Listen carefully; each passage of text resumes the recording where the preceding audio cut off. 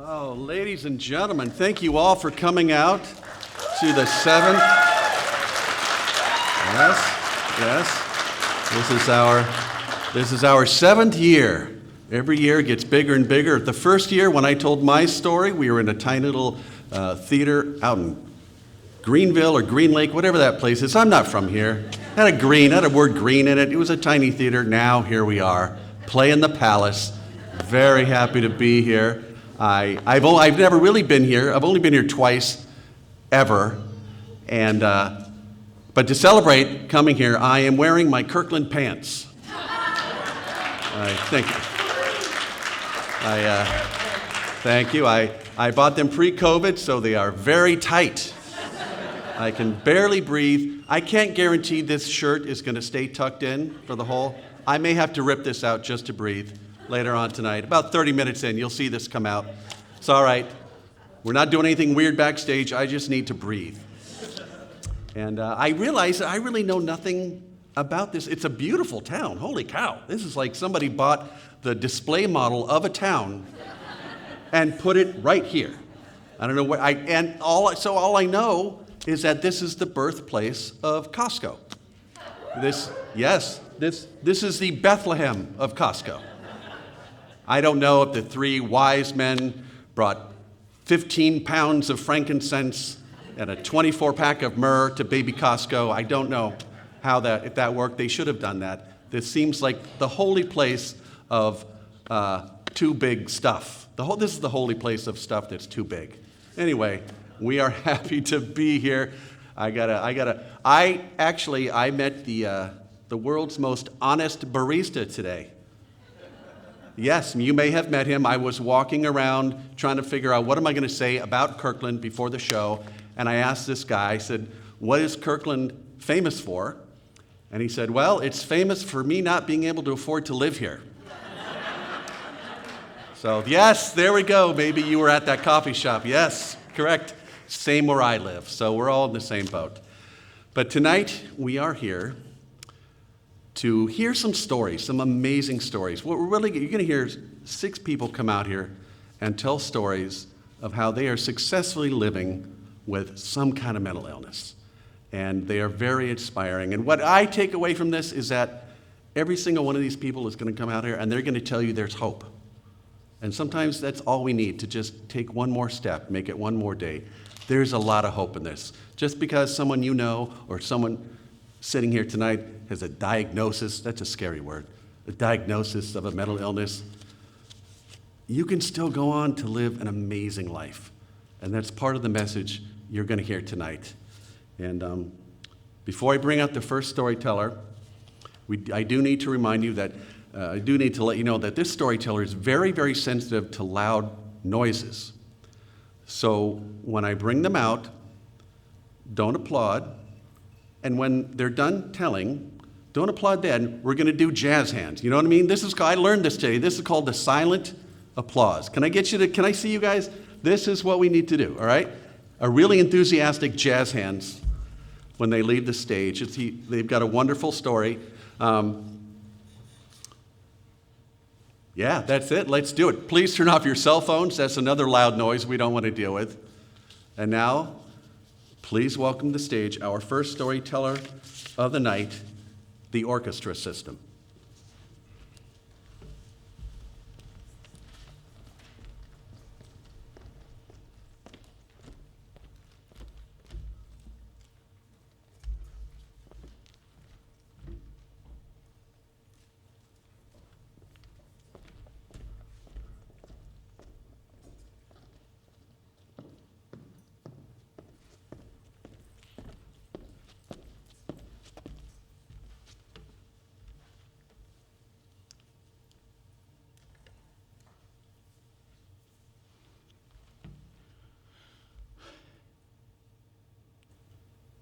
Where am I?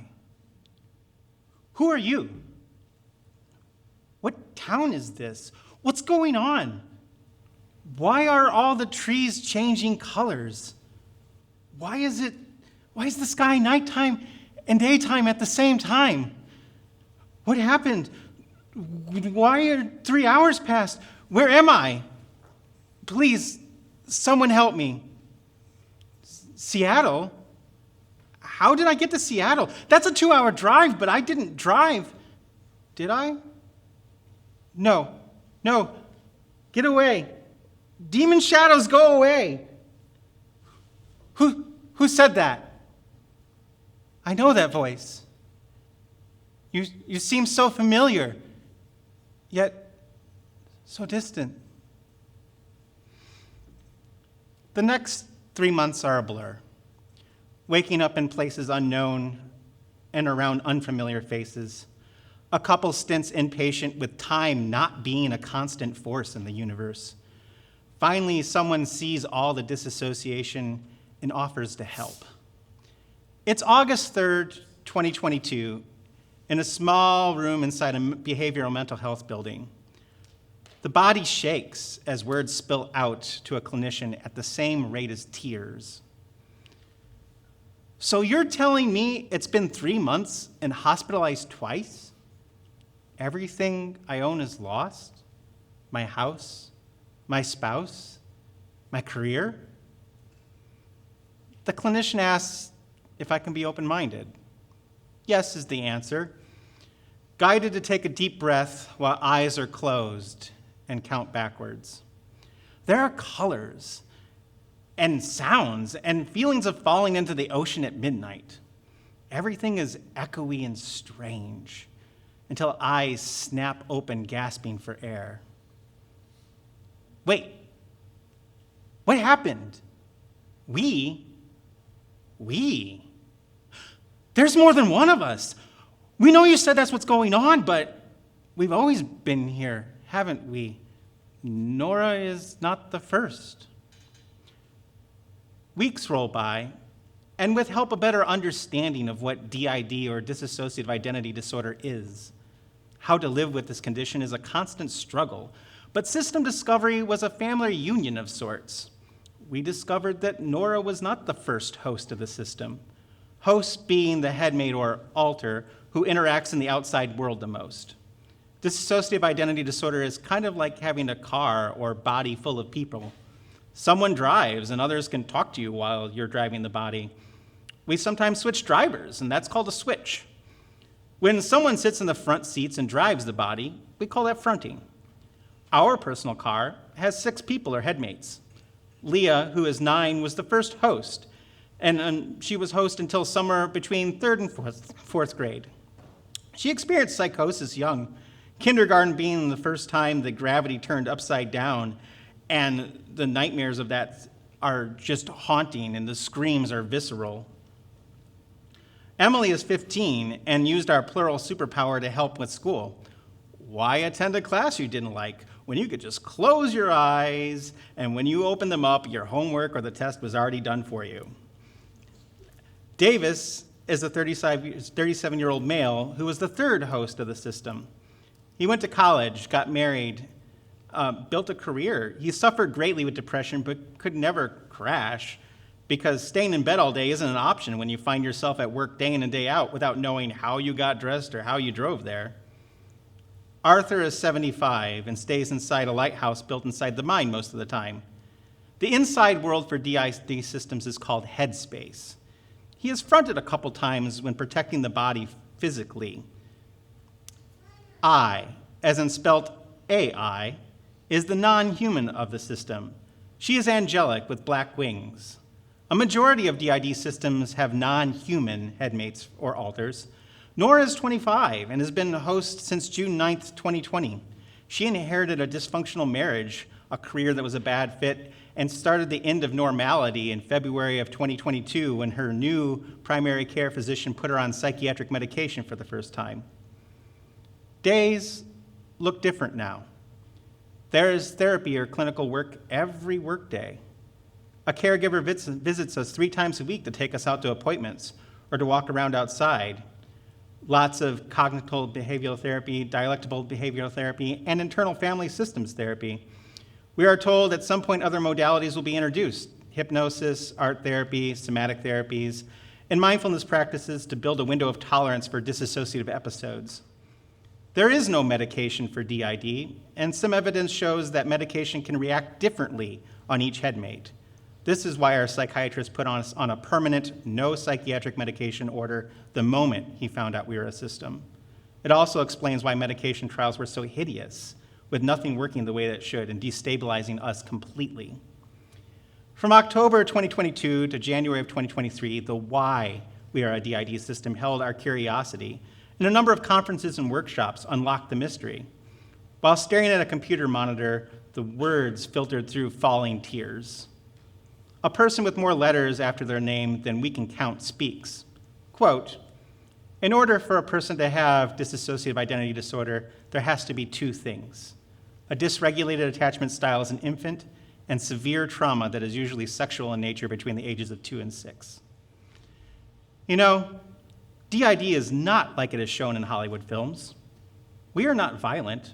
We are traumatized. Time does jump, and sometimes memories are sketchy, since experiences are written in the consciousness of whoever is fronting at the time. Some memories can be shared, but only if the other headmates want to share them. The strangeness is real, like the three enigmas: time, sleep, and food, the trifecta of doom. Time is not linear and moves strangely, with hours missing when someone else fronts. Sleep is nightmarish, and the body moves all night since someone else takes advantage of the host closing their eyes and drives the car to do whatever they want to do. And food, sometimes everyone wants to eat, sometimes no one wants to eat, and the body does not know how to deal with the dysregulated meals. Life is a movie of sorts, and our screen has more than one projector at the same time. It can make emotions, ideas, and senses overlap in ways that are problematic at best. One time last spring when we were talking with our caregiver, we had to ask, is that a white flower, a yellow flower, or an orange flower? We were seeing all three at the same time and couldn't figure out which one was real. Obviously, with this multiverse reality, there are things we should not do or do alone. Driving, for one, is out.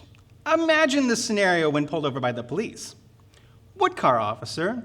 We didn't see any car, but we did. And it was a boat, too. It's hard to imagine a boat driving down the street by itself without a driver. But although these mixed versions of reality can be confusing, it's not really as discombobulating as just blinking your eyes and having the body not be in the place you parked it, or maybe time jump for hours and something just appears out of thin air in front of you. It can feel like magic for sure.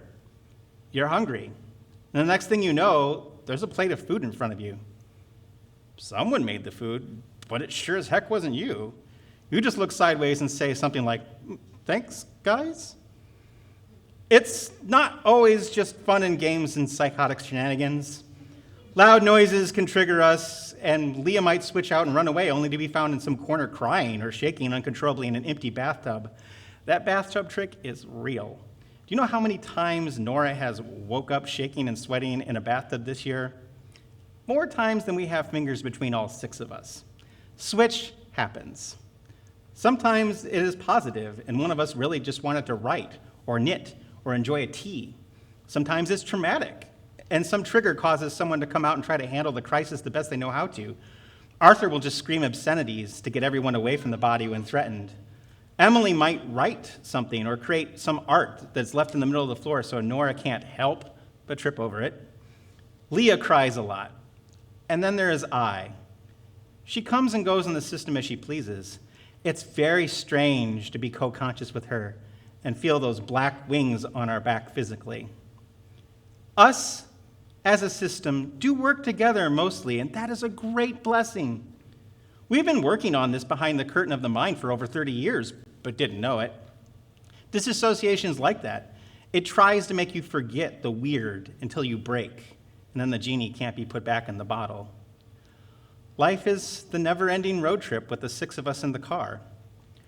Where we go and what we do now is yet to be determined. But like most road trips, the story will be epic. Thank you.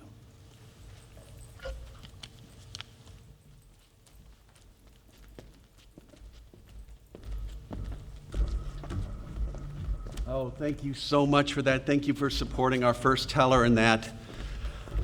I was standing in the wings listening to that, and I realized I have learned more about dissociative identity disorder in the last 10 minutes listening to that story than I probably have in 20 years watching the movies, the scary documentaries, and all that stuff. And that is why we're here tonight. We're here to show, we're here to shine a light on the truth and what it's really like to live with these mental health challenges. And thank you so much for doing that. And now, you can make as much noise as you want. Our next teller, Nicole.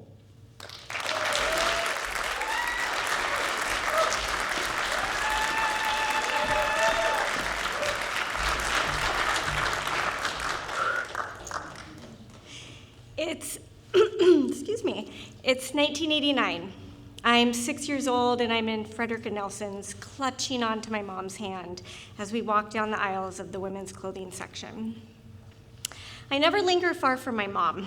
She's my safety bubble and my comfort. But my mom isn't looking at the women's clothing. She's looking for my sister Brittany. Brittany is 4, and she does not like to linger in my mom's space. My heart starts beating fast and my fear starts rising as my once calm, patient mother is panicking, scouring all the racks of clothing as if they're holding my sister hostage.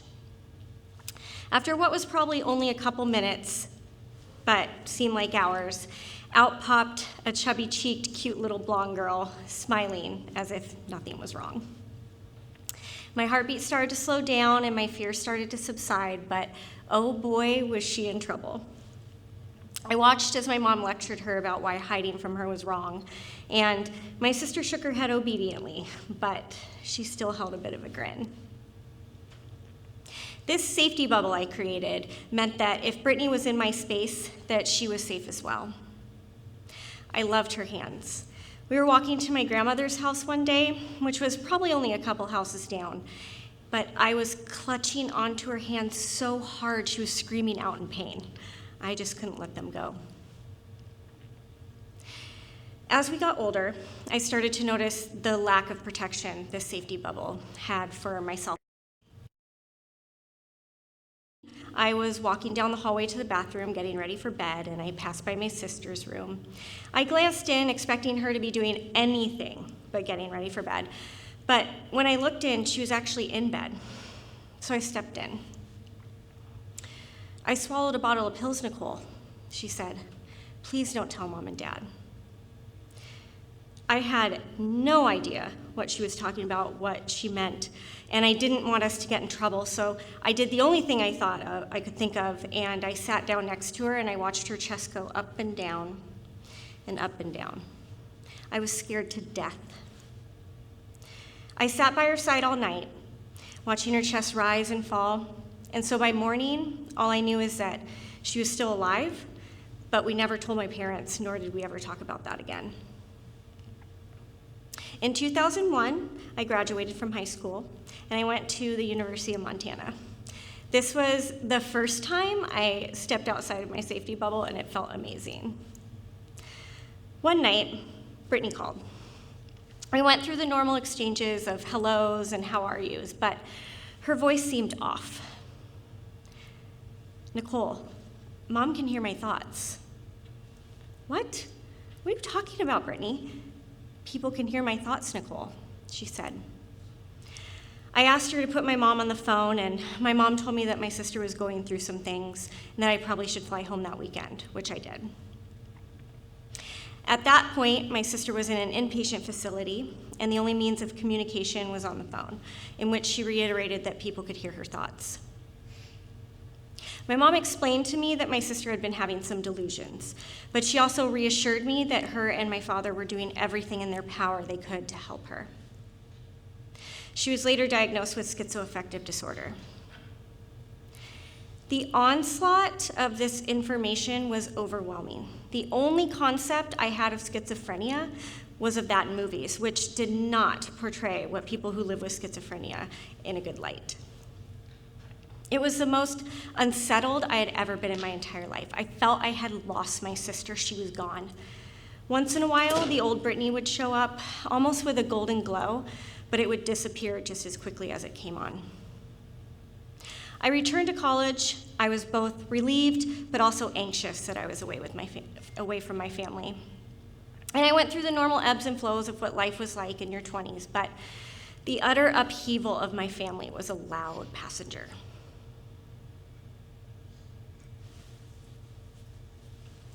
I would always go up to Brittany's room first.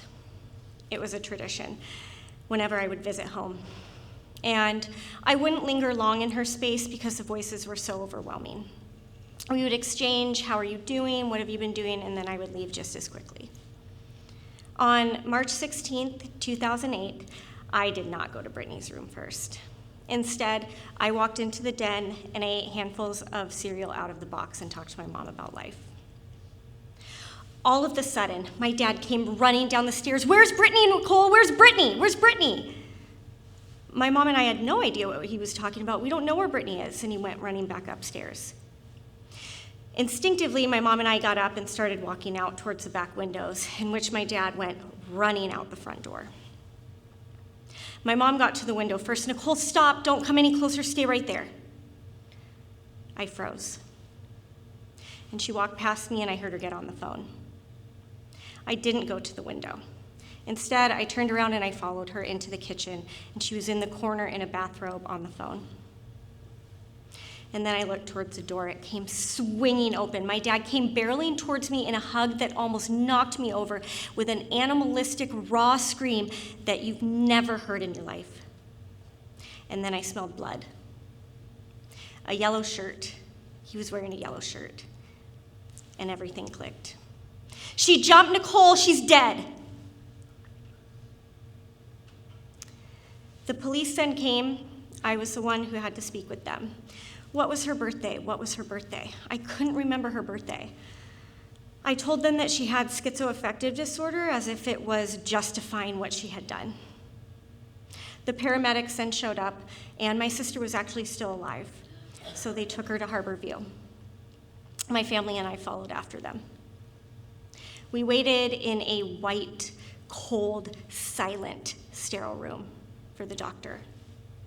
It seemed like it took forever. And he walked in. We lost her. We couldn't save her. What followed this tragedy was a blur. I was completely broken, and I didn't know how to pick up the pieces. Initially, I started as the role of the parent, trying to get our lives back into a normal routine. But grief is not linear. It comes in waves, in large, consuming waves. So I made a choice. I made a choice to live. I made a choice to make a difference with my life. I made a choice to help. I went to see a psychiatrist, and I was diagnosed with generalized anxiety disorder and complex post-traumatic stress disorder. And I dove head first into my mental health, into learning about my sister's story, into mental health advocacy, into the dangers of stigma. And I learned that when you speak out about these things, that there is a vast world out there of people who feel the same way that you do. But I also learned that there is a vast world out there of people who do not feel seen, who do not feel heard, and who feel that darkness. I learned that my voice can project light. I learned that my voice can project hope. In the midst of the ugly trauma, in the rippling wave of her death, I found myself. My vulnerabilities became my strengths. And my broken pieces became reminders of what I had went through, but also what made me. I still find it hard to separate my story from Brittany's, but in life, stories are always changing and evolving, and they can be rewritten. And you can still find Brittany woven into the words and chapters of my story, but most importantly, what I've learned is that it's my story, and that I'm in charge of it, and that it can constantly be continuing on. And I'm still writing my story. Thank you.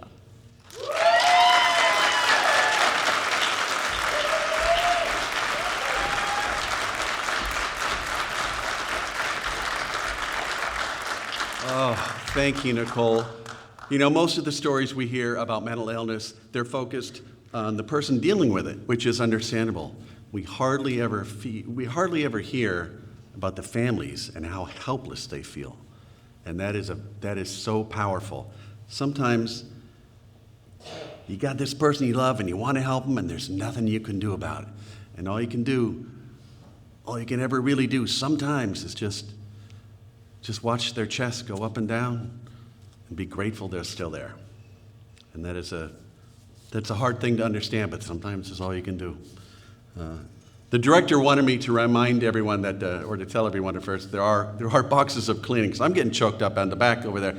There are boxes of Kleenex along the chairs on the floor if you need them.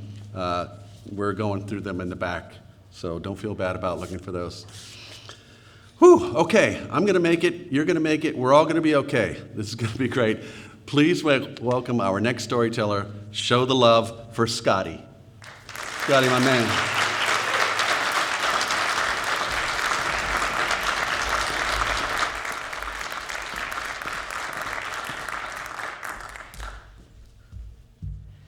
It's the summer of 2003. My wife and I, we are going to do our weekly shopping at the supermarket. And we're in the parking lot. And after we finish our shopping, I'm going to go play softball. Pretty typical Sunday. And I get out of the car, and all of a sudden, I feel like someone shot me in the back. I have this pain that's unbearable. All of a sudden, and I can't move. I can't move. My wife goes to me, well, we're not going shopping, and you're not playing softball today. We are going to the hospital, and she pushes me in the back seat of the car, face down, and she drives me to the hospital. And I wake up a couple of hours later, and I am in a hospital room, and I have an IV in my arm. It's a codeine, where every 20 minutes I could hit the button and get the codeine to relieve the pain. And not only am I in pain, but I am confused and I feel lost. And this is in addition to my feelings of, lifelong feelings of depression, anxiety, fear, paranoia, regret, remorse, sadness. And to make it even that much more worse, I recognize I have nothing going on in my life. No job, no career, no activities. My softball playing days, my athletic days, my sports days are probably over. That was the one thing I was holding on to. Family, kind of separated, no friends, no activities, nothing is going on. And I go to myself, how did this happen? How did I end up where I am right now? And I close my eyes and I reflect back. 20 years earlier, 1983, and I was on top of the world. I had a job, I had a career, I had a future. I'm working for a Fortune 500 company, and I am in one of the top revenue producing offices. I am the manager of sales. And every target, every goal, I am not only just achieving, I'm exceeding. No matter how you compare, it's terrific. And I'm like a prince in the company. I'm respected and admired. And we're living in New Jersey, and the company has an opportunity in Chicago, and they want me to take the job. And this job in Chicago is one of the biggest jobs in the system, where this job, being successful, now puts me at a much higher level. And it's so big and it's so important, and I'm thought of so highly, that the president of the company and his wife are recruiting me personally to come to Chicago. My wife realizes that this is the best move, and she says, I guess you have to go. So I go. I go out to Chicago, and I'm excited about Chicago because I love cities, the action, the sound, the people, the excitement. It's me. It's me. And I get out to Chicago, and I'm doing great. I am performing, and my office is performing at a level that we have never performed at before. I'm doing great.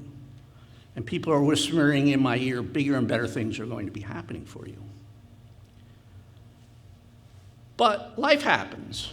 And what happens is that my wife, at the time, decides that she doesn't want to come out to Chicago. She does not want to leave New Jersey. So here I am, out in Chicago, and I have to make this terrible, horrible decision. My wife, my job. My family, my career. Oh my God, I can't sleep nights. I don't know what I'm going to do. I don't know what I'm going to do. And I decide, my thinking at the time is, well, I could always probably find another job. But I don't know if I could ever find another love. Family always comes first. So that's the way I go. I leave the job. It's the biggest mistake of my life. The biggest mistake of my life, because I come home to nothing. Nothing. I gave away my career, my future, everything. My wife, who I thought I was doing it for, basically is dismissive of me, basically is cold, non-supportive. My family doesn't agree with my decision. I feel terrible. I can't look at myself in the mirror. I'm ashamed. I'm a loser. I'm a failure. I'm a quitter. I'm a coward. I'm nothing. When it really counted to stand up, I couldn't do it. I didn't do it. And it stuck with me for years and years and years. And it brought me into a downward spiral. For the next 20 years, I went through jobs and careers, and I relocated to find the magic, and I just come home and I tell my wife, it ain't working out, honey. It ain't working out. And it's heartbreaking for me to face my wife, to face my family, and say, we got to move again. And these are major moves. We're moving all over the country. So I come back, and I realize where I am now. I'm back in the hospital, and they tell me, they say, well, you have a disc problem. And so they get me out of bed, and I go through occupational therapy and months of physical therapy. And I realize I'm never going to play sports again, probably. So I take my rehab as my new sport. And I work and I work and I work and I get better. But my feelings are still the same about myself. They're still the same. And my therapist goes to me, she said, there's this group, it's called NAMI. It might be a good idea for you to check it out. So now it's 2012, and I go to my first NAMI meeting, and as soon as I walk in the room, it's packed with people. And I'm like, I'm not alone, I'm not the only one with this. And I sit, and I listen, and I pay attention, and I start to go to meetings every week, and what is being said is resonating with me. It's resonating with me. About a year and a half later, NAMI says to me, would you like to be a facilitator for our Connection Recovery Support Group? And I say yes. I go through training, I get supported for it, I get certified, and I become a facilitator. As soon as I leave the training, I start facilitating groups. And for the next 10 years, I'm facilitating every week, at least 2 a week and up to 5 a week. And I feel like I'm part of something. I'm doing something. I'm using the skills, even though my work life didn't work out the way I hoped. But the skills that I learned in work and in college, listening, speaking, public speaking, organization, all those things are helping me as a facilitator to run the groups. Great. 2014, I'm riding along in the car, running some errands, and I see a bunch of guys are out at the field, and they're playing ball, they're playing softball. And I say, I don't care what the doctor says. I'm going out. I'm going to give it a shot. So I go out, I introduce myself to the guys, and I say, look, can I play? They say, sure, come on out, play. So they say, all right, it's your turn to bat, and I get up to the plate, and here I am, and waiting for my pitch, and I'm missing the ball, or I'm fouling him off. I can't hit. No wonder why I can't hit. It's been 11 years since I picked up a bat, picked up a ball, picked up a glove. But these guys keep asking me to come out, and I slowly get better.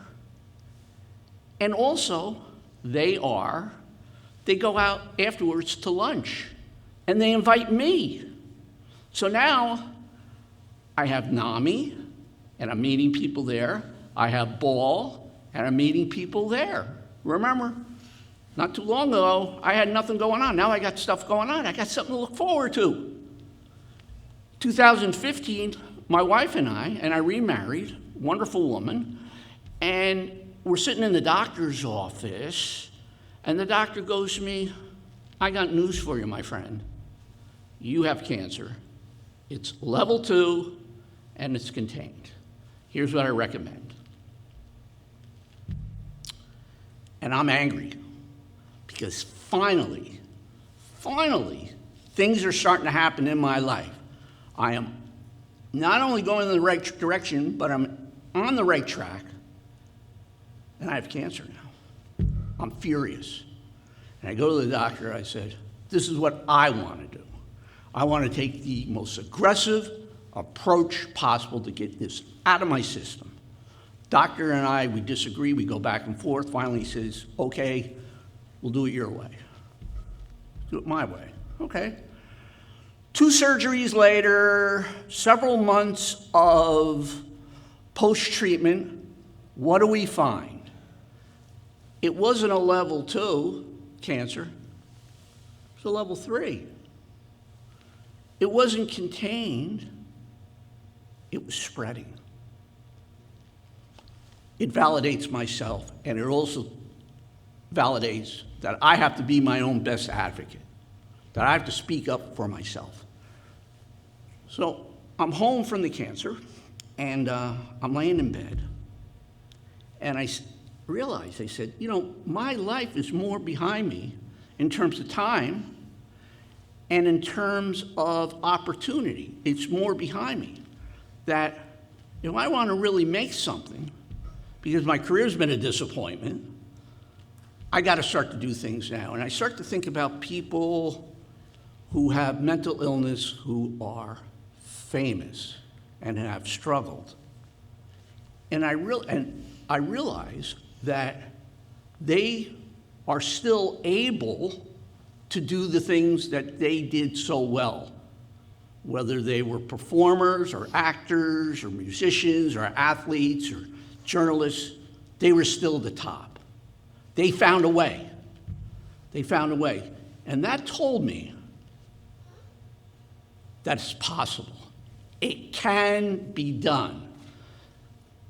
That if I can learn how to manage this, it can be done, it's possible, I can do it. So I start to look at the things and I say, this is what I want to do. And I said, I'm going to start to really live my life. And I started to pursue my interests, reading, music. And I become not only just not only a state trainer for NAMI, for Connection, but a state trainer for the peer-to-peer course, and also peer-to-peer teacher, in addition to facilitating.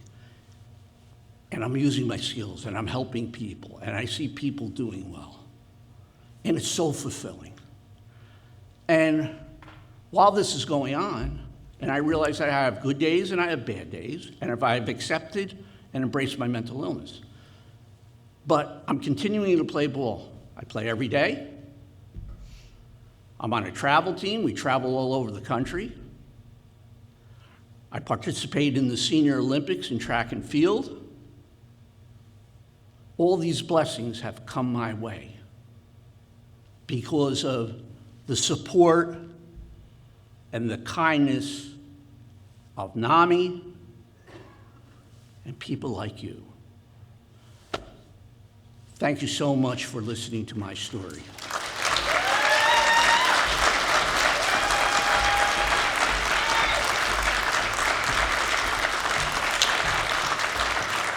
Oh, thank you, Scotty. Man, I love that he went from feeling like a loser and feeling like a coward to coming out here on this stage and doing the hardest thing ever, telling the hardest story ever, and that is what NAMI helps people do. NAMI has so many programs to help people go from feeling terrible about themselves, feeling like losers, to coming out and doing the most amazing things they never thought they could do. And that's why we're here tonight. We're here to support NAMI. And before we get to the next half of the show, I do have to bring out a very special person, not just the director of the Brainpower Chronicles, but also the storytelling coach for each of the tellers you see here tonight. She spent 9 months working with every single one of them. Please welcome to the stage a woman with a very special message, Susan Fee.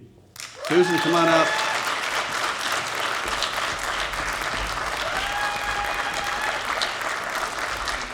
Thank you. Thank you so much for being here in person and online. It really changes when these storytellers have such a loving audience to hold space for their stories. And I think you'll agree that something really magical happens when we come together in live storytelling to share such vulnerable stories and to receive them. I like to think of stories like pieces of Velcro. And once you hear them, they attach themselves to your heart. And there's a connection now between storyteller and listener. We're forever changed. We're forever connected. Because you cannot unsee a person once you know their story. 6 years ago, when I was invited to join the Brainpower Chronicles, first as an assistant director and then director, it was hands down yes. Absolutely yes. Because I knew without a doubt, by sharing these stories to a wider audience and now online, we had an exponential opportunity to help others heal, to help others feel connected, to help share the mission of NAMI, which is to destigmatize mental illness, and to help anyone who has any kind of mental health condition or relation to it to live a better life. Who doesn't want to be connected to that? Who wouldn't say yes to that? You've said yes to that tonight by being here. And just like that, Velcro, we're together working on the same story. I have always believed in the power of storytelling, early in my career as a journalist and now as a mental health therapist. And in news, there's a danger that when a story gets so big and so vague, like war, homelessness, mental illness, the bigger it gets, the further away it gets, the easier it is not to care. the easier it is to just turn away or think, that's just too big and complicated. What can be done? So as a journalist, you're told to put a face on that story. Find one person and tell their story, and let their experiences tell the stories of many. And NAMI puts a face on mental health. NAMI shows up with programs like tonight, with story after story, and you are forever changed. You will never forget these stories. And therefore, we can build empathy for those who need the assistance that NAMI provides. And NAMI says there's so much we can do. If you look at all the programming, research, evidence-based, we have many things we can do, and you're doing it tonight. First, all of us, we can be a listener to a story. We can hold space without judgment, without having to take over the story or think you have to fix somebody. Oh, you can just listen to a story, and that does so much for healing, just to acknowledge another human being. You could tell your story of your experiences with a mental health condition or with a loved one. You could tell like our storytellers tonight, or you could tell stories in our peer-to-peer groups or family connection groups. You can learn how to facilitate people telling their story, like you heard some of our storytellers do already tonight. You could present some of the public education and work for advocacy to change our laws to support people with mental health conditions. There's something to do at every level. And then, of course, you can fund the programs.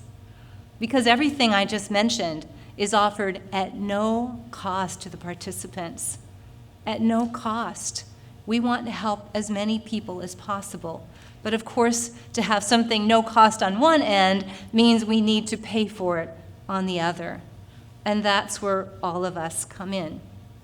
So we're going to raise the house lights for a moment, and I'm going to see you, and you're going to see me, and we're going to talk about money.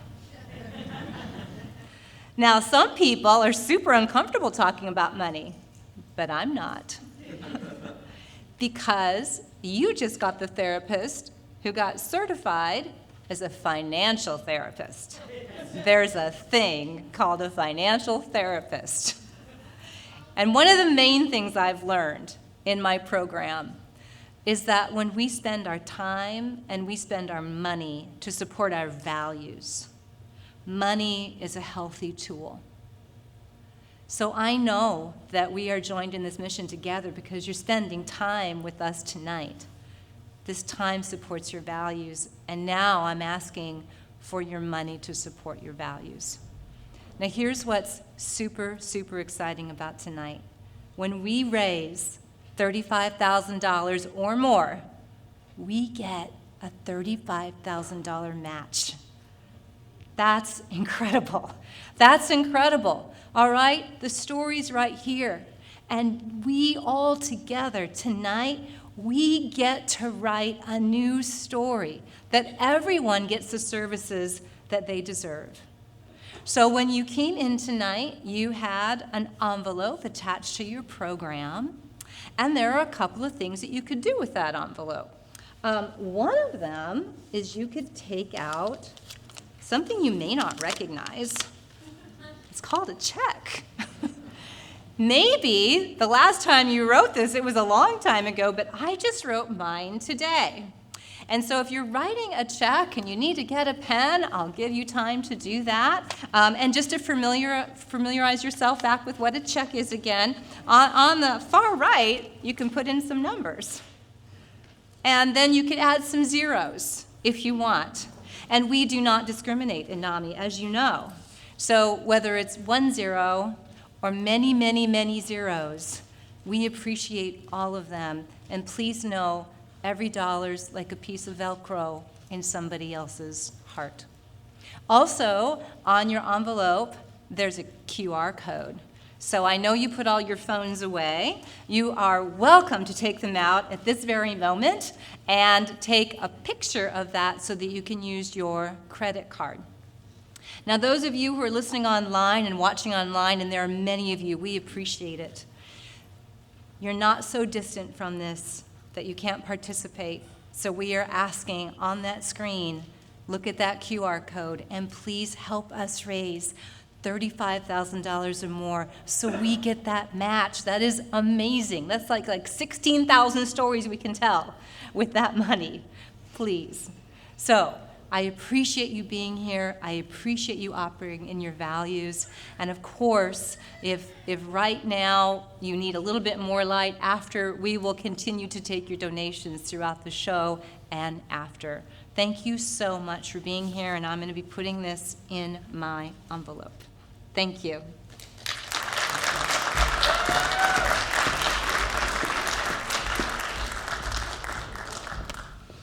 Okay, now before we get to the second half of the show, I just want to say I am feeling a little self-conscious.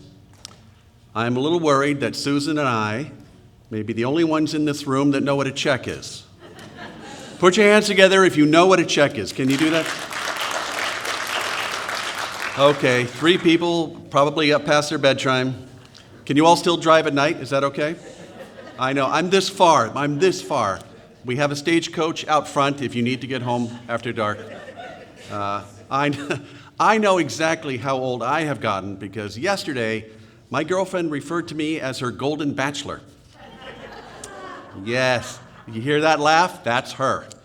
Yes, it was right after I asked her where the Rolaids are, but still, not fair. Okay, all right, folks, let's get the second half of this show started.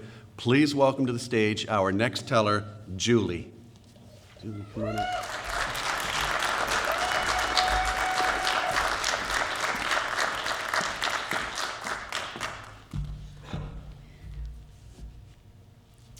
So it's Saturday night, and I am all dressed up, and I'm ready to head out to meet a new person from one of those apps. You know, at this place I found online called the Dragon Lounge. And the Dragon Lounge, it has to be cool, right? So I, check my hair, I get fit check, teeth brushed, check. I make sure nothing's falling out. I practice my speech in the mirror a couple of times, and I am all sucked and tucked, and I am ready to go to this restaurant. Now, when I get to the restaurant, it is packed. The music is a vibe, and like always, I'm the first one there. And, a little bit of time goes by, and I look down at my watch, and I see it's about 30 minutes past our meeting time. And that's when my phone goes off. It's a text message that says, "Sorry, something came up with one of my kids. Rain check?" Now, meeting new people is always awkward. I don't know if I'm supposed to smile or hug or shake a hand, and my stomach is in knots, but that doesn't matter anymore because my friend is not showing up. So instead of wallowing in my sorrows and taking a couple double shots of whiskey, I just go back to my truck and resign myself to spending another Saturday night at home alone. But I am no quitter. So I get back on that app, Bumble BFF, which is an app designed for people who are trying to meet new friends. And I'm just looking through the profiles, and I'm summing up all of the women. And finally, I set up another meeting with another new person, and I just cross my fingers that if nothing else, I'll have a mediocre conversation and some stellar nachos with a stranger. But from this app designed for people to meet new friends, that's exactly what happens. Another new person, and we spend the better part of 2 hours just laughing and talking and getting to know one another. Sounds like the perfect first date, right? Good conversation, good food, a promise to get together again. 10 out of 10 would recommend. But my date, for lack of a better word, was just one of many as a woman in my 40s trying to rebuild my circle of girlfriends after the repeated and untimely loss of several of the girls in my circle. Now, the first loss was Karina. Now, when Karina died by suicide at the age of 36, what I didn't know then was that it could and it would, in fact, get worse. Now, I remember when I met Karina, I was 10 years old. And I also remember the day that Karina died. I was sitting in my car in a parking lot, and it was pouring down rain, and I just let out this primal, guttural scream.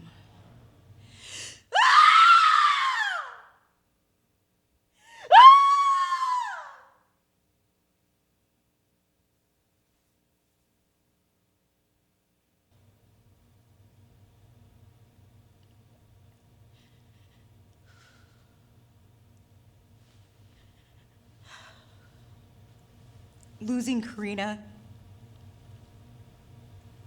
was like losing a sister.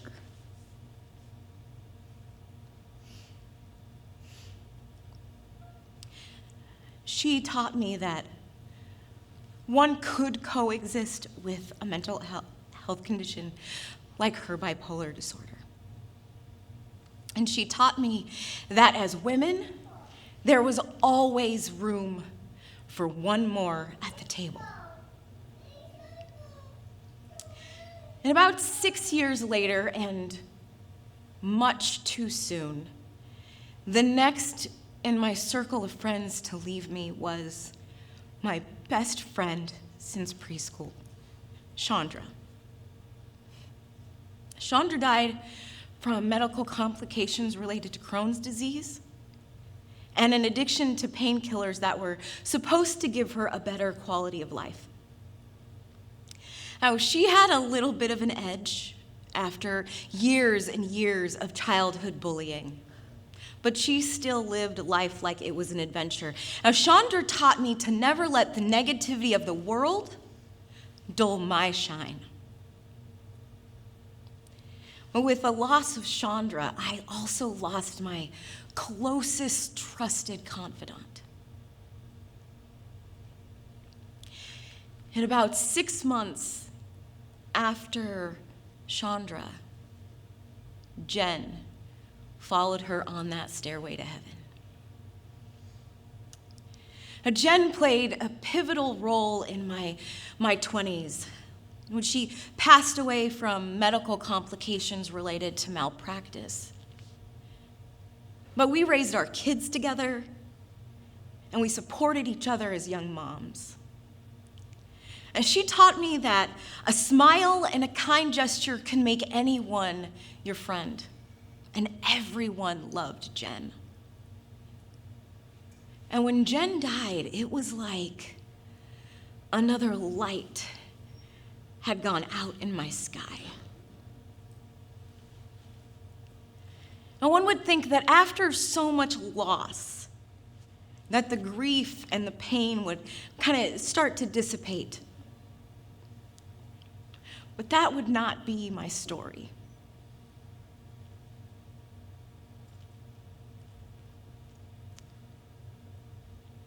Because after the loss of Jen, 6 months later, Jennifer died. And Jennifer had a lot of medical issues surrounding multiple sclerosis and severe mental health problems as well.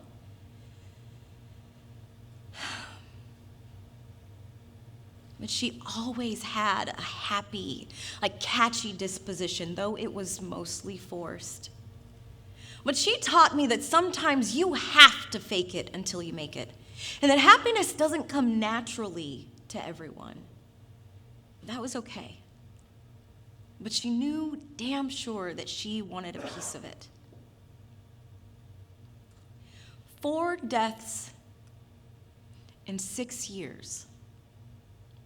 All I could do to not, break down and disengage with the world around me was to really just kind of step back and separate myself from the women in my life.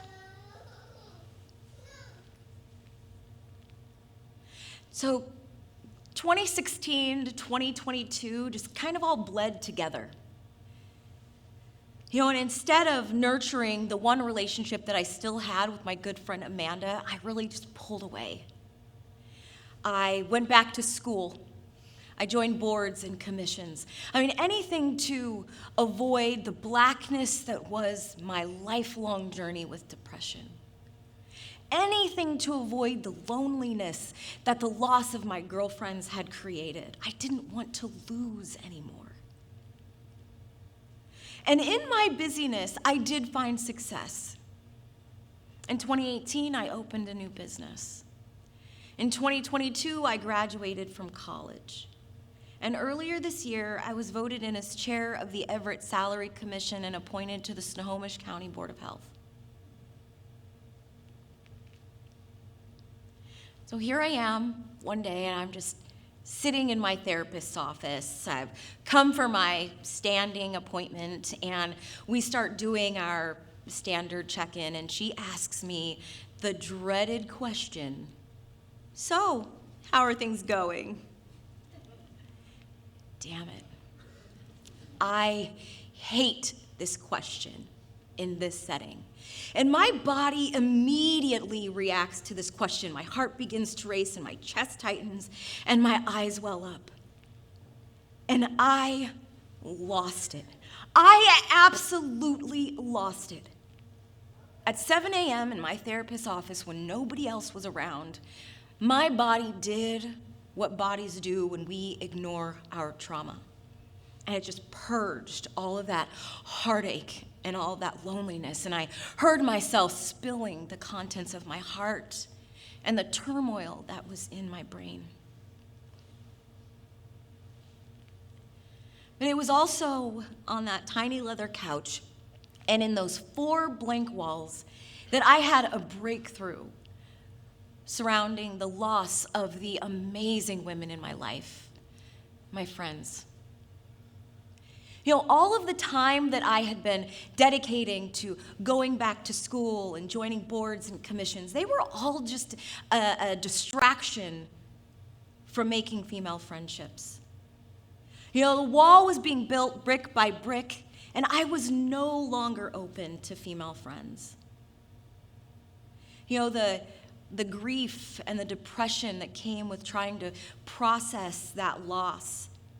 I had just begun to build a fortress around me. But I'm the type of person that believes in living intentionally. I intentionally went back to school with the goal of getting my degree. I intentionally applied for and landed roles on boards and commissions, and I intentionally ignored my need for close female friendships. The pain of processing all of that grief and loss and stepping out of my comfort zone, had pushed me up against a wall, and I had become a friendship recluse.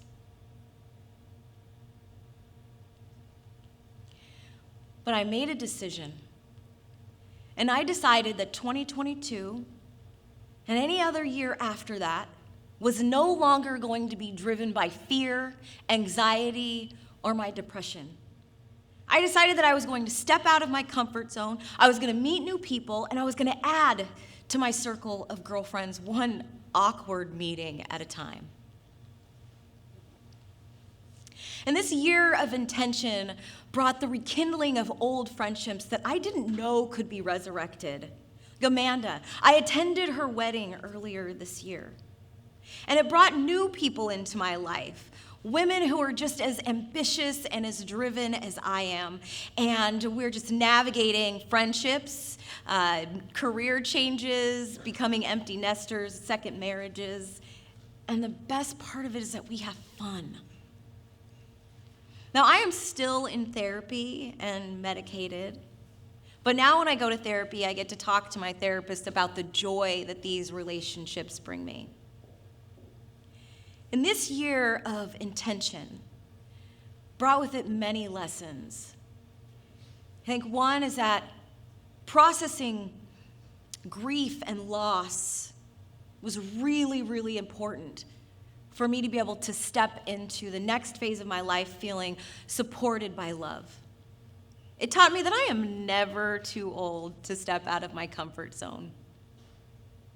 It also reminded me that my depression and my anxiety are always going to be here. And lastly, it taught me that meeting new people is always going to be awkward, and that I should just embrace it one appetizer at a time. Thank you.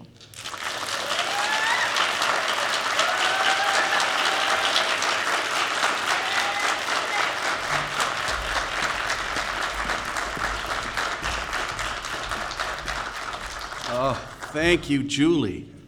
One of the things I love most about this show is if any one of us had met Julie anywhere else, at a party, at work, we would have just thought she is the amazing, accomplished woman without a care in the world. And that's never true. There's no one without a care in the world, no matter how successful they are, man. And that is why we need to keep sharing these stories so we break that illusion and let people know what's really going on.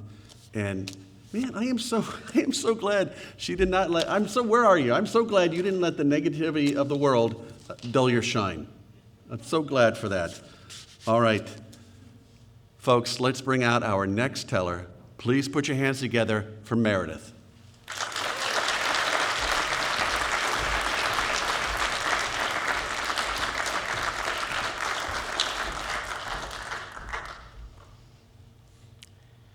I'm 12 years old, and the grown-ups are acting strange.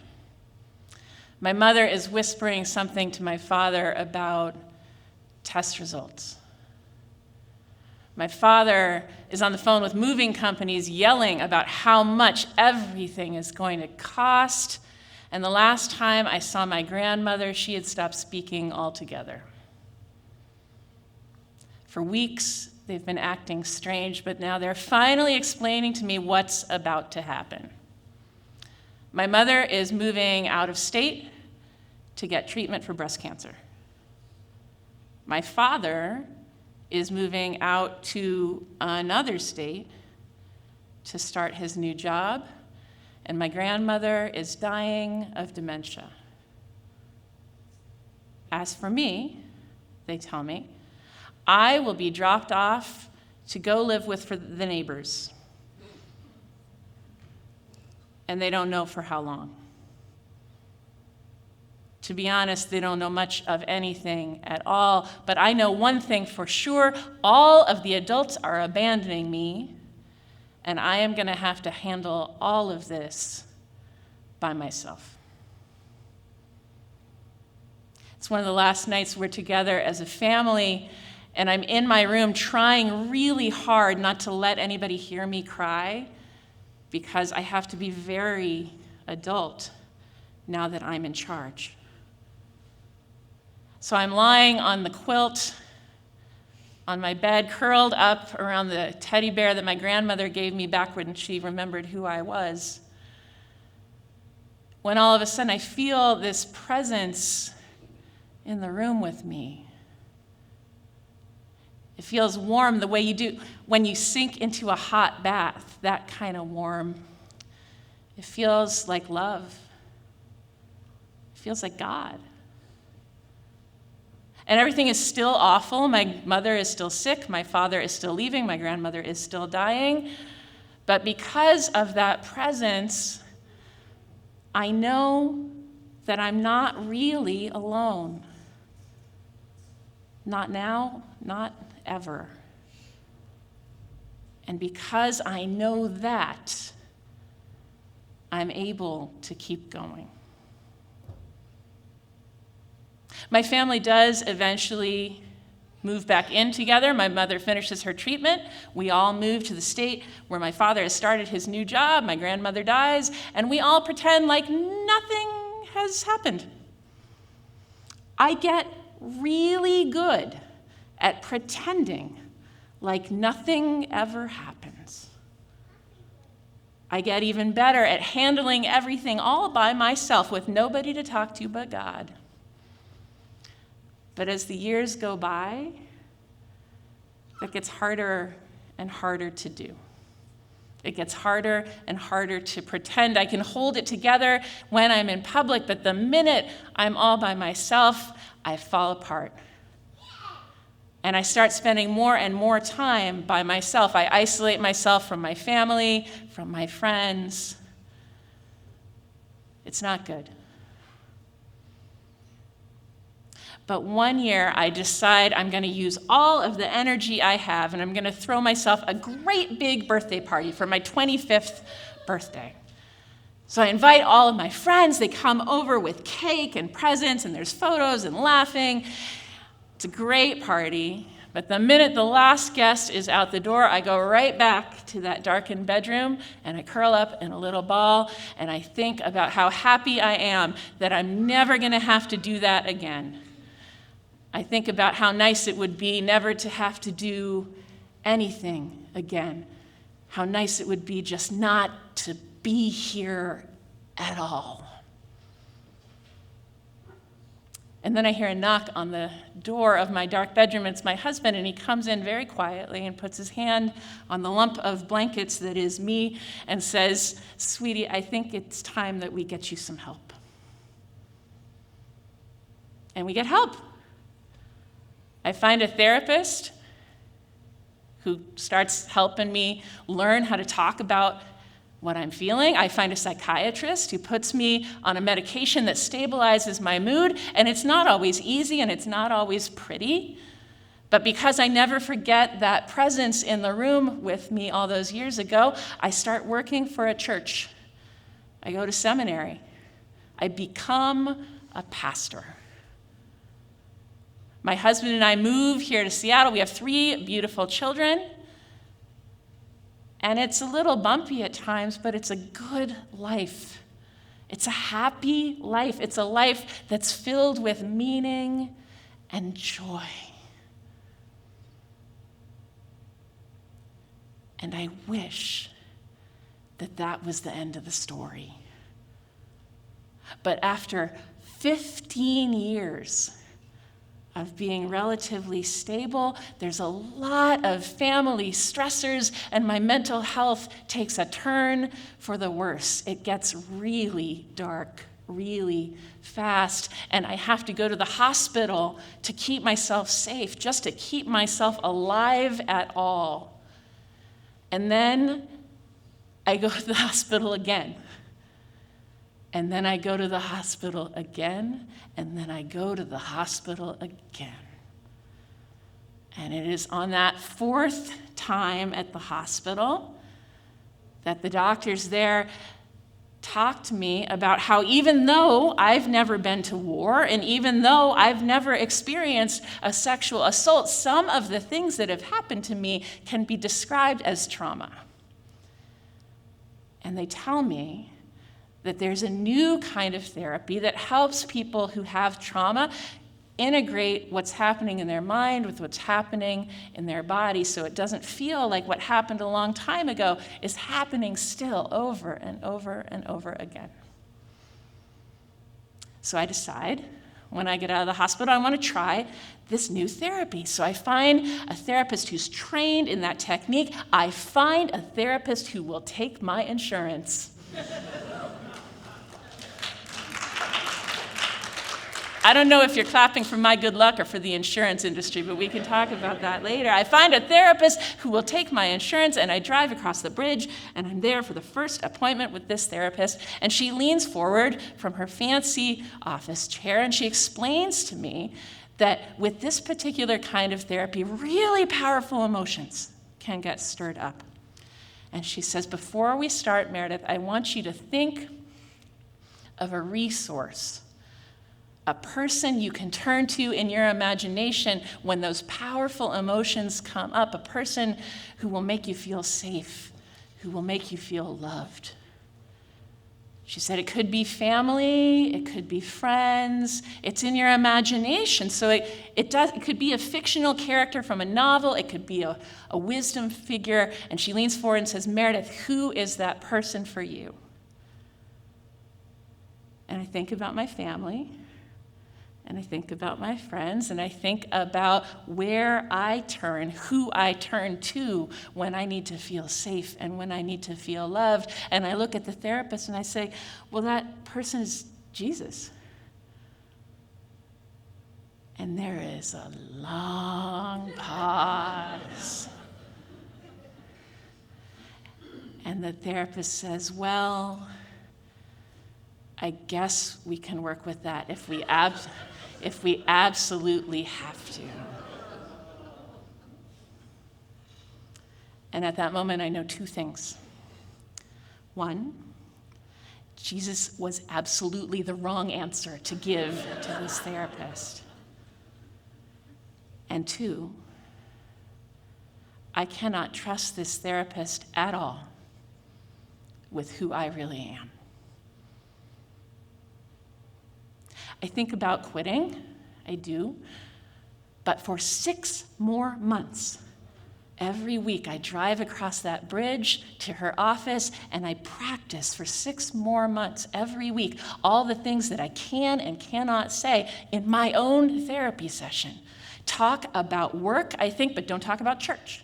Talk about your family and your friends, but don't talk about God. Talk about your body and your mind, but do not talk about your spirit. It is exhausting.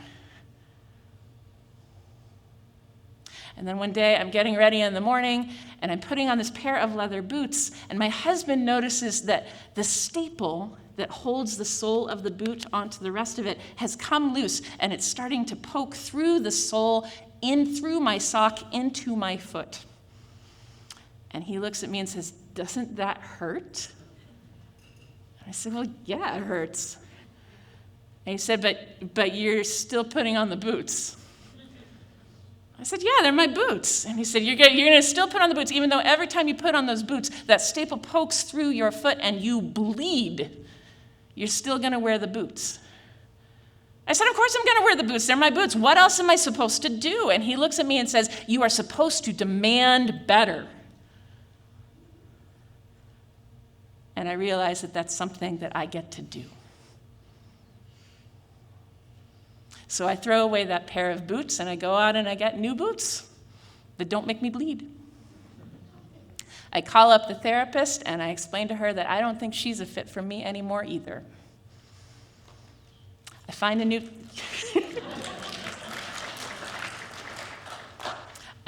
therapist, one who's from my tradition, who sometimes starts our sessions with just a minute or two of listening to the still small voice of God.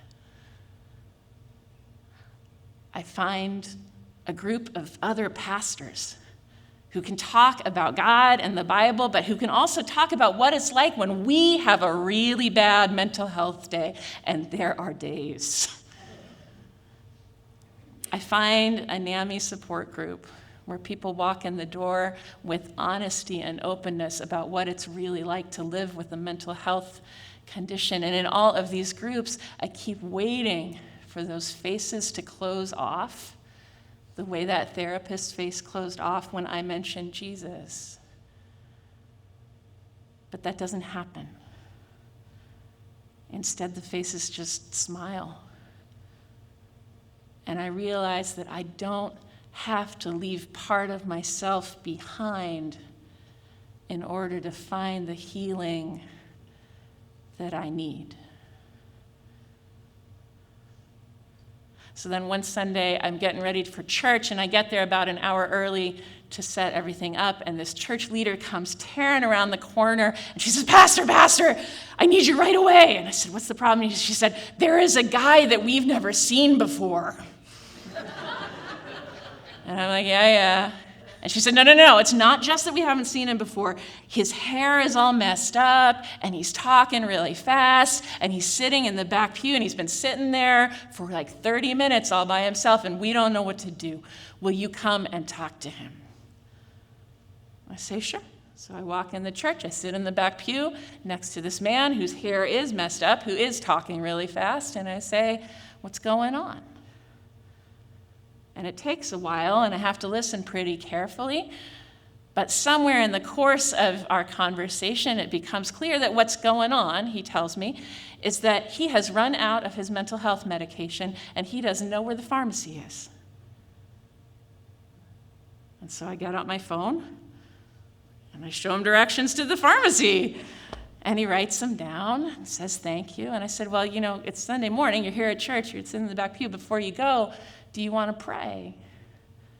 And he says, yes, I would like that. And so I take his hand and I pray that he will have the peace that he needs to find healing in his body and his spirit and his mind. I pray that the directions to the pharmacy will make sense so he can get the medication he needs to get better.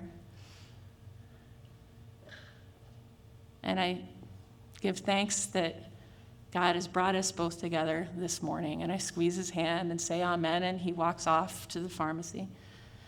And then I look behind me, and there's that church leader who's been eavesdropping the whole time.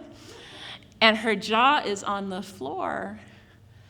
And she says, Pastor, how did you know how to do that? And I tell her the secret that isn't a secret at all.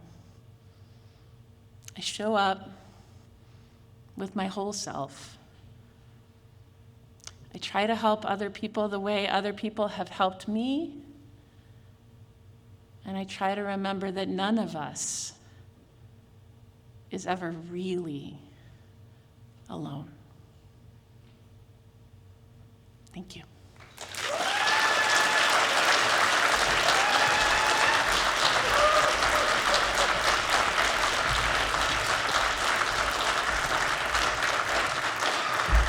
Wow. Thank you, Meredith. I got to say, when I first heard that story, I was so mad at that therapist. Were you not? I wanted her to tell me the name so I could write a sternly worded Yelp review of that therapist. I'm a Jew, and that broke my heart. Man, that was hard. Well, I am so glad she found someone to help take that boot off. Sometimes that's all we need. Just help take that boot off, man.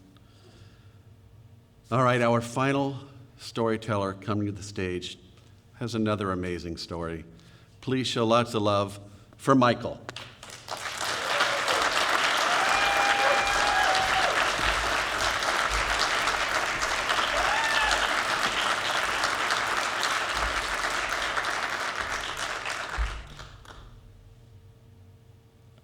I'm 5.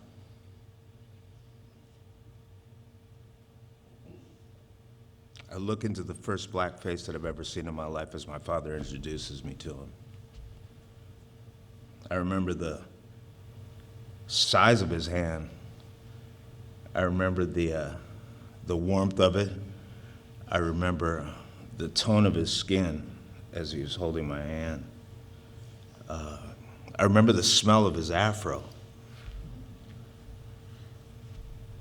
And it was then as I looked over at my father and I realized that for the first time that we were different. I didn't know at that time that that was the beginning of a journey that would be for the next 41 years, a journey into a cultural identity crisis that would cause me so much turmoil, pain, anguish, confusion. I know many of you have probably lost a phone, lost some keys in the house. You know it's in there. You know no one else has lost it. You can't quite retrieve that doggone thing, right? It's in there somewhere, and you know it's close by. That was the extent of the turmoil, that confusion, and the solution just within reach that I wasn't able to quite figure out. That is the crisis that happens with any young person in an interracial adoption. Through my young school years, I would hear and notice the difference just through the jokes, the remarks, the innocuous questions. Why is that like that? Why is your hair like that? Why does your parents look like that? All of those types of things that cause that bit of confusion. I had no solution. I had no way out in order to solve this identity crisis, which I didn't know it was an identity crisis. I just knew, just like any young person, I just knew I was different. The pain of being different when you're that age may cause you to do other things. And for me, it progressed all the way until I was an adolescent, and it began with alcohol. Alcohol was a great solution. It took away the uneasiness. It made me bold. It took away that inner shame, that fear. It caused me to take a real look at what I might become, but not only knowing that all of that was a facade that I was creating within myself. It was a mask. I was a chameleon. And I began to use more alcohol, and I became more bold, and I lived a bigger lie.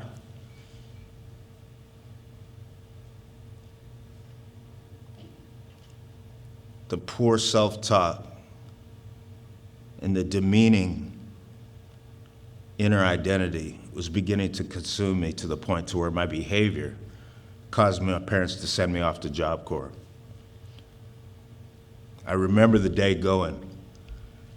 I'm on the bus and away from home for the first time, and we pull up to the Job Corps. And I'm looking out the window of the bus, and I see a bunch of faces that look like mine. And I'm relieved. I'm gonna finally be included. I have some sort of, maybe I can belong to something. Maybe I can stop hiding. I can see myself in all these faces. They were brown like mine.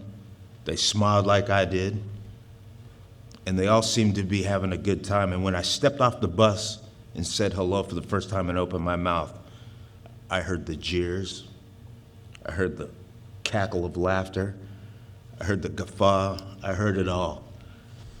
Because I didn't talk like them. I didn't have the same haircut as them. I didn't dress like them. And everything that I thought was going to be a solution came crumbling down. And immediately I was at the lowest point in my life. That low point led me to not only drink some more to fit in there, but it also led me into putting other substances into my body. And the more substances I put into my body, the more I thought that I fit in. The more I began to discard who I truly was. I was diseased to the point mentally to where I didn't really care about who I really was. I had to keep inventing in order to survive. The inner beating I was giving myself was tumultuous, dreadful, and traumatic. All of that led to a point to where, when Job Corps was over, I finally snapped out of this disguise, and I was standing in a bullpen in an orange jumpsuit with my first trip to prison. All because I couldn't stop drinking alcohol and I couldn't stop disguising myself. When that orange jumpsuit came off, another orange jumpsuit came on another couple years later. And when that orange jumpsuit came off, another one came on another year later. And when that orange jumpsuit came off, another one came on 91 days later.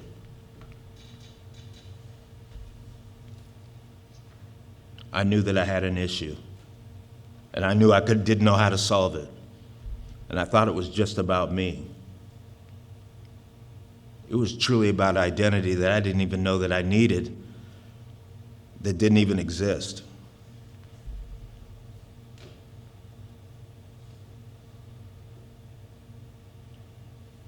After that last trip to prison, I remember waking up to the sound of cars rushing overhead under I-5 as I crawled out of a tent, shaking, ready for that next drink. I remember the scorn on people's face when I did have the courage to actually look up and look at people, I remember the look on people's face and the disbelief that a human could actually be walking around like that. This carried on for quite a while until March 21st, 2016. I went to jail for the very last time, and I drank for the very last time. It was in that moment that I had made a decision that I needed to stop running. I needed to stop reinventing myself. I had to really embrace who I didn't want to be in order to survive and how to live. And I had to do that in order to gain some victory. I dove headfirst into correcting old ways, reaching out to my family, seeking real help. Those uncomfortable moments. Today, I live a whole lot different. I'm a peer counselor. I reach out and I bring solutions to persons that were living like I once did. I do it with ease, I do it with compassion, I do it with a lot of foresight, because I can really understand what the turmoil is, what it is that's breaking people to a point to where they're giving up. I've reconciled all ties with my biological family. I've come to find out, amalgamated with my adoptive family, I have 14 sisters and 5 brothers. Yeah. And so I have some identity out of all that, right? I know exactly what I look like now. I know why I look the way that I look. And what's more important isn't how I look or what I've found. The victory wasn't in, oh, I found my family. The victory was really in the struggle. Had I not gone through that, I wouldn't be able to stand before you now and be grateful for the victory of having asked for help. Thank you.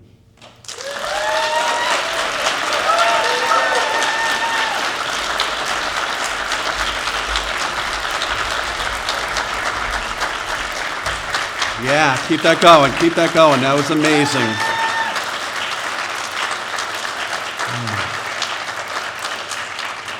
Well, you've heard an amazing night of stories, and I hope you've heard a lot of hope. I know one thing, that the one thing that stayed with me all tonight is how important it is to find connection, to find your people. And one thing I know for sure is it's really hard to find your people if they can't hear your story, if you don't share your story, because we are all just stars looking for a constellation to belong to. We're looking, we're finding, we're reaching out, because connection, you know, the opposite of depression is connection. That's what I believe. So thank you all for supporting the people who have come out here and done like the hardest thing ever, shared the hardest story ever. And right now, I'd like to bring out all the tellers. Bring out all the tellers. Susan, come on, let's come out here. Bring them a round of applause. Come on. Come on out, come on out. Yeah. Come on, keep going. Yeah. Susan, come on out. Susan, come out. And let's bring Executive Director of NAMI, Lauren Simons. Where are you, Lauren? Let's get the Executive Director of the whole shindig right here, Lauren Simons.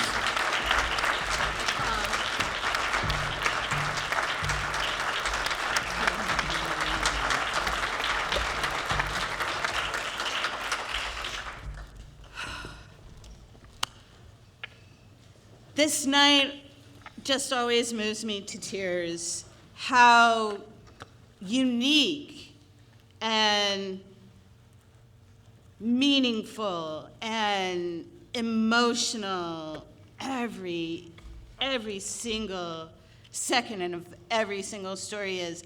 And I feel so lucky that we at NAMI Washington get to keep doing this event which came to us via a very talented local storyteller, Bill Burnett, in 2017, came to me and he said, I really think storytelling can help people And I'd like to find a way to incorporate this into NAMI's work. And you know, I immediately kind of went, well, what if we had a theatrical event? We need an event. Like, this is so different. It's so different from every other kind of organizational gala you're invited to, and you know it. We had a small silent auction. We'll keep it small. We're never going to overwhelm you with a silent auction. But you're here for a night of theater. You're not here for a meal and an auction. Like Susan said, this event makes connections, and we couldn't have done it without Bill coming to us with the idea and directing for the first several years. We couldn't have continued to do it without Bill bringing Susan to us as well. And we'll be able to keep bringing this event in the future. This event is also made possible by community sponsors. Producer level sponsor AmeriGroup, sponsor Whitney Phillips, the ACLU of Washington, which, by the way, has theater cups for free on our table in the lobby, so please take them. Theater cups, that means you could go into a theater and just, you know, pour your beverage in. It has a good lid on it.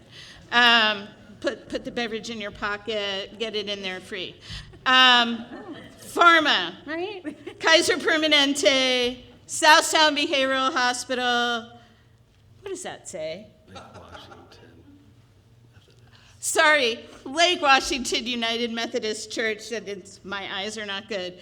Dean and Karen Kiesler. And also, we want to thank our row hosts who brought many of you here tonight. And we had in-person row hosts and virtual row hosts. NAMI East Side, Janet and Richard Hunter, Farrell Adrian, Francis Marshall, Carol Byers, Quenya Kulik, I'm sorry if I'm mispronouncing names, Alice Nichols, Megan Mays, Youth East Side Services, Lydia Harding, and, well, me. And before I start, this is like the fun part for me, getting to like give gifts. I love being able to give gifts. I want to also thank the NAMI Washington Board of Directors, our Director of Philanthropy, JT Nelson, who's been with us since spring of this year and is doing a rockin' job. Yeah, JT! When I started at NAMI Washington 9 years ago, it was me and a part-time education coordinator. And I am super proud to say that here we are, 9.5 years later. We have 10 staff members, many of whom are here with us tonight. Summer, Alondra, and Meredith are here tonight. They checked you in. We have former board members who are here, and all of you. And this event wouldn't be possible without them, without you, and of course, without our cast. So, with no further ado, our first, actually, orchestra. The orchestra system is not going to come out on stage, but what an amazing story that they were here to share their experience of living with many people in one body. And to have realized that August of 2022, like really realized it of August 2022, and to be here in November of 2023 sharing their story is amazing. We will be giving them their gift, and it was amazing. It was amazing. So, Nicole. So Nicole, please, thank you so much for sharing the story, your story, the story of your sister and your family. And I was captivated and moved, and it will no longer be a surprise for anybody else. We used to give out little black paperweights. Now we're giving out bamboo coasters that they're useful. And they have your name on them, the year that you were in the cast. And we want to thank you so much for being so vulnerable and spending the last 9 months, all of you, working on your stories. So thank you so much. Thank you.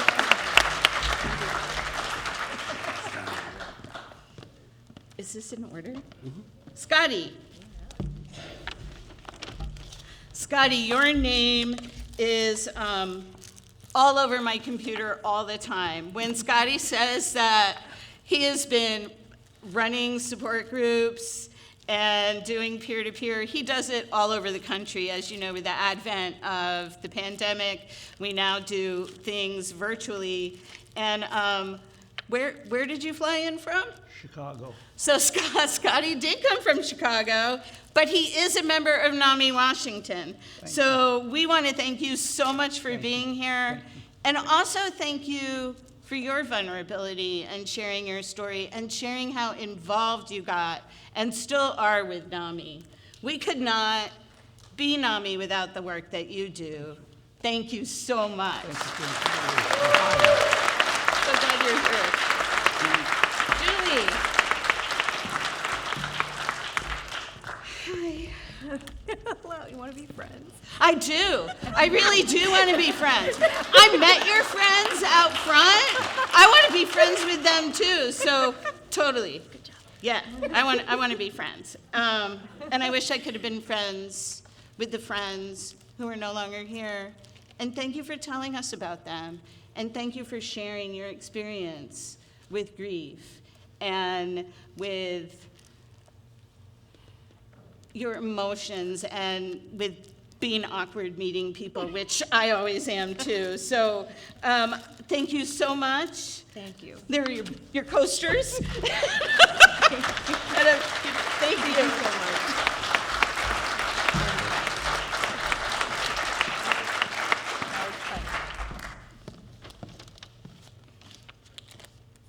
Meredith?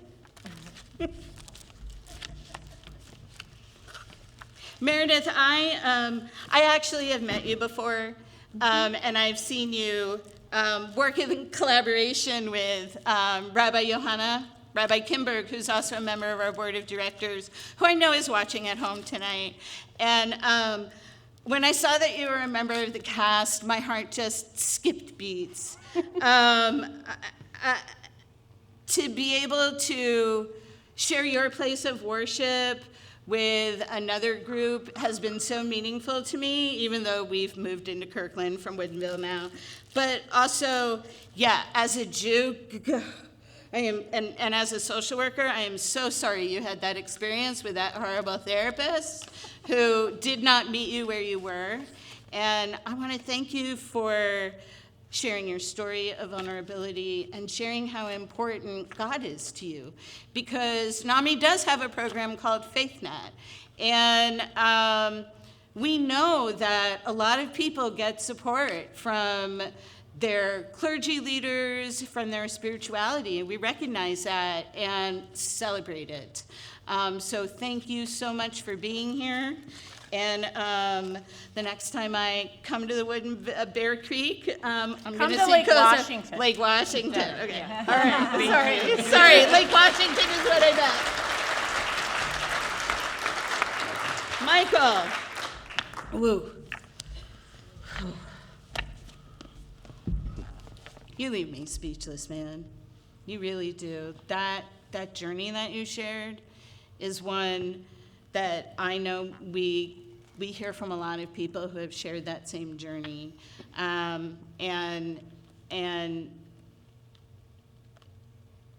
it's not a matter of will. I'm glad you made a decision, but your brain could have continued to control you in that harmful way that kept you living on the streets but more importantly, being in the criminal injustice system. So thank you for sharing that with us. It was so powerful and such a common experience for people. And we need more people to be talking about their experiences with substance use, their experience with their mental health and the impact of substance use on mental health, and their experience in the prison system. So thank you so much. It's been amazing.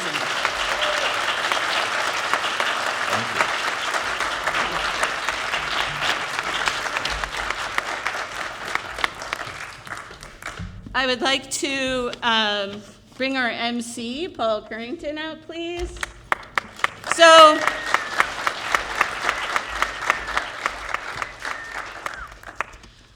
So Paul was part of our first cast, right, when we were in a tiny theater in Greenwood. And then Paul was a storytelling coach, and then he went away for a few years, and now he's been our MC for a couple of years. So Paul has a lot of black paperweights and a lot of bamboo coasters. So That's very true. we're changing it up and really wanted to give you something that would be kind of more. We want you to keep coming back. Yeah. So we brought it up a level. Oh, man.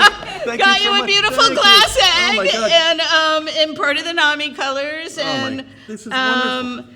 you know, it's important that people be recognized for the amazing work that they're doing. The top. That, Okay. yes. And Here, there you go. I got one. Can I take my shirt out now? Can Yeah. I take Oh, the pants? go ahead. My God. And you can, great. I can breathe. I can breathe. Thank you very much. So this last one, as you can imagine, is our fabulous director, Susan Fee.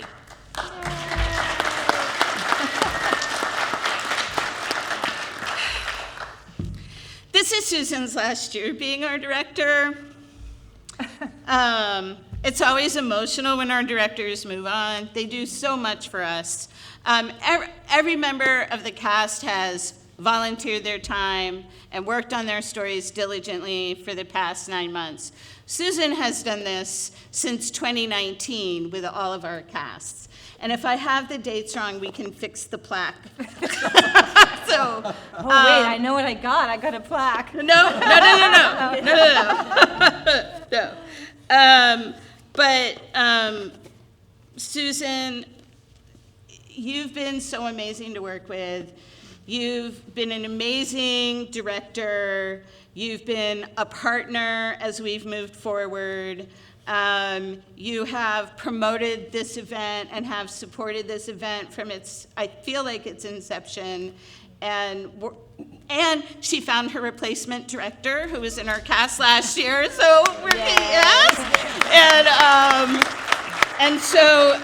but we wanted to get you something really special as your final. Thank you. And that's the plaque if the dates are wrong. The dates are fine. Okay, so I want to thank you so much. And I'm going to let you close out our show as you have been our amazing director. Thank you. And we also, here, in case you want to put it away. I could do It some is heavy. weightlifting with You this. can. You'll be safe walking back to your car.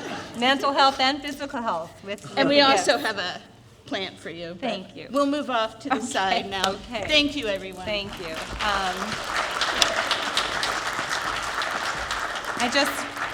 I just want to say that you got to hear some great stories tonight. But I got to hear those stories develop over 9 months, and it's been such a gift, and I've been able to do that with so many casts. And to just sit in a room with someone and have them work through a 10-minute version of a whole life story. And as you know, mental health stories are super complicated, and they're very long, and there's lots of characters, and you can't tell it all. And so it takes a lot of work to tell your story over and over and over again.